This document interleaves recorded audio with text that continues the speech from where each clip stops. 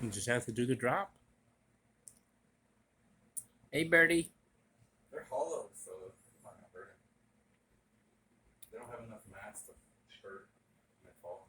Well, he also flaps his wings all the way down. Birdie.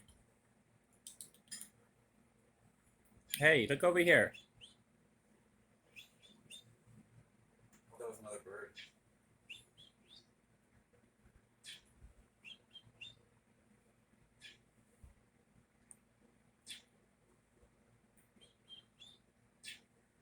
Those things grow really fast. And only had him in here for Less than a week. Lost all his feathers, got new feathers. His wings got bigger. I got his tail feathers, so you can't see his butt. He's trying to get brave enough to jump.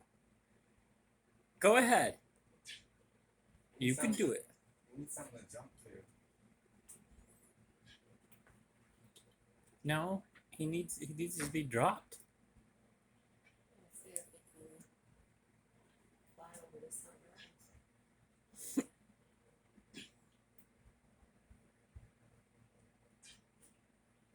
He's just gonna sit down. Hey, birdie. Come on. Jump back over to